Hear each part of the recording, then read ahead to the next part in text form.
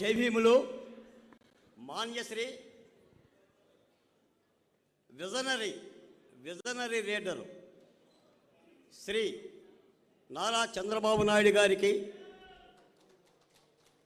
తెలుగు ప్రేక్షకుల అభిమాన మాలధార power star Pawan Kalyan గారికి,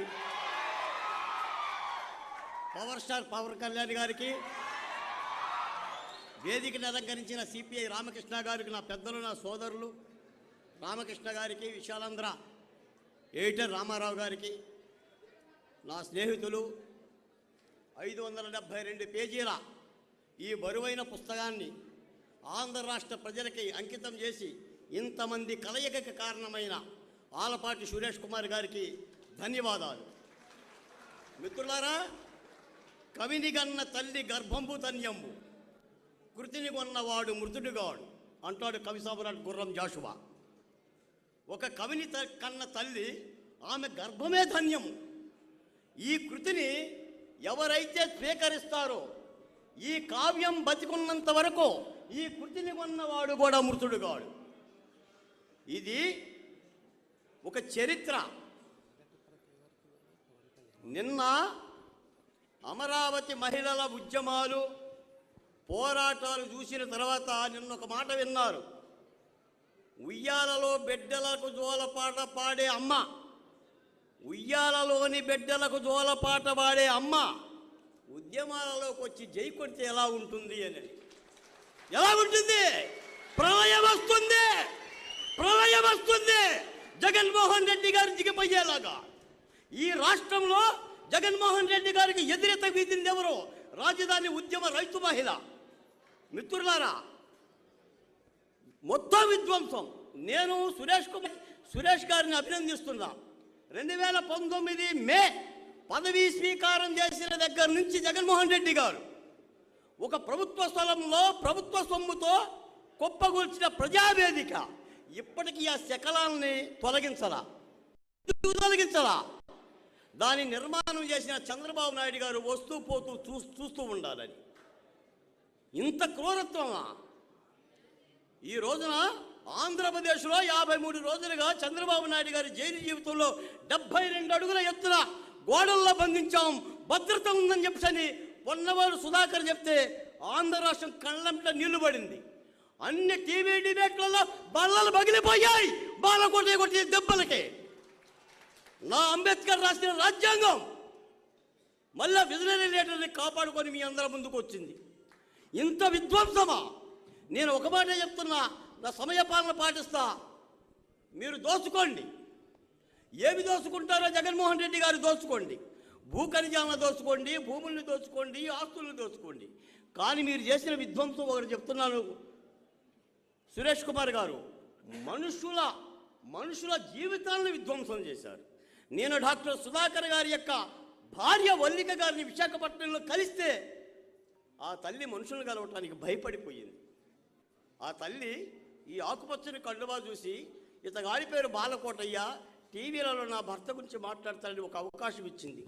మనుషులు చూడాలంటే ఆ డాక్టర్ని ఫోన్ చేసి వేధిస్తే ఎవరు? దీనికి కారణం ఎవరు? ఈ రాష్ట్ర ప్రభుత్వం కాదా? జగన్మోహన్ రెడ్డి గారి కాదా? ఒక ఒంగోలులో నూకాలమ్మని అంగన్వాడీని చంపితే అదే చచ్చిందా? లేదు వెంకటేశ్వర రెడ్డి అన్నా, ఇంకోసారి టాటా రాలే. ఎవరు దీనికి కారణం?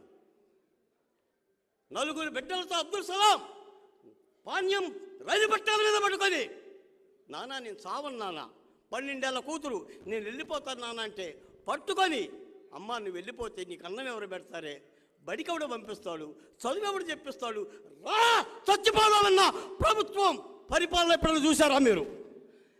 16 మంది ముఖ్యమంత్రులు ఏర్పడిలో ఉమ్మడి ఆంధ్రప్రదేశ్ కానీ అవశేష ఆంధ్రప్రదేశ్ కానీ విధ్వంసం అనే పుస్తక రచన చేసిన ముఖ్యమంత్రి పరిపాలన ఎప్పుడైనా చూసారా? ఇదిగో జగన్మోహన్ రెడ్డి గారి పరిపాలన. 5 ఏళ్లలో జగన్మోహన్ రెడ్డి గారు సాధించింది ఇది. నేను చెప్పటల్లా మద్యం ద్వారా 1,50,000 కోట్ల రూపాయల విక్రయాలు చేశారని, ఇసుక అమ్మకాల ద్వారా ఏడాదికి 2,000 కోట్ల రూపాయలు అమ్మాడని నేను చెప్పడం వల్ల విద్యుత్తు ఛార్జీల ద్వారా 8 రకాల ఛార్జీల ద్వారా ఏటా 50,000 కోట్ల రూపాయలు మన మీద భారం వేశాడని నేను చెప్పడంలా. ఈ రాష్ట్రంలో గంజాయి దొరుకుతుందని నేను చెప్పడంలా, డ్రగ్స్ దొరుకుతుందని చెప్పడంలా, కోవిడ్లో మరణాలు ఎన్నో కూడా లెక్క పెట్టలేకపోయామని చెప్పి నేను చెప్పడంలా. ఏం చెయ్యాలి రాష్ట్రం కాపాడాలంటే 28 రాష్ట్రాల ముందు నవ్వులు పాలయ్యి రాజధాని లేకుండా ఈ దేశం గర్వించే విధంగా ఒక్క మాటతో 34,348 ఎకరాలు ఇచ్చిన ఈ దిరోదత్తమ తల్లులకు మనం ఇచ్చే పరిష్కారం ఏంటి? మళ్ళీ ఇప్పుడు 4వ రాజధాని అంటాడంట. ఎవడో తిక్కలోడికి తలంబరాలు పోస్తే పీటల మీద కూర్చొని ఏరుకొని తిన్నాడంట. వైవి సుబ్బారెడ్డి గారి పరిస్థితి అలా ఉంది. పాలిస్తున్నారా, చంపేస్తున్నారా? శ్రీకృష్ణార్జునులు మీ ముందున్నారు, కార్యం దగ్గరలో ఉంది. యుద్ధంలో మేము ఉంటాం, గెలిచి తీరాలి. ఆంధ్రుల పౌరుషాన్ని కాపాడుకోవాలి.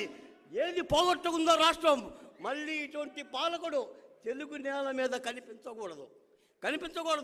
నా తోటి మిత్రుడు సురేష్ కుమార్ గారికి, ఒక దళిత బహుజన కులాలకు చెందిన బాలకోటకి ఇంత అపూర్వమైన వేదిక మీద ఒక చిన్న అవకాశం కల్పించిన నా తోటి జర్నలిస్టుకి నేను సదా కృతజ్ఞతలు తెలియజేస్తున్నా. మాట్లాడాలి ప్రజలారా, నాయకులతో వాళ్ళు మాట్లాడాలి.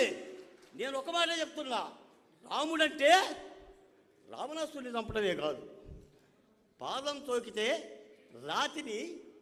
రాతిగా మార్చినోడు రాముడు, శబరి ఇచ్చిన దూరపాలన తిన్నోడు రాముడు.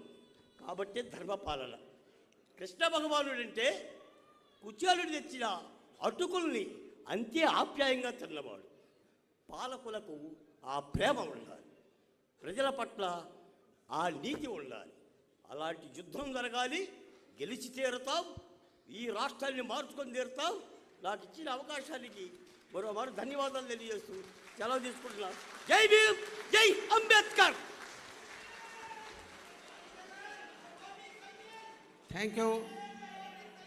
థ్యాంక్ యూ బాలకోటయ్య గారు.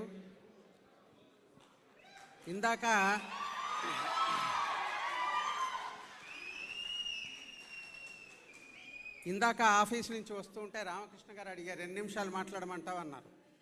నాకు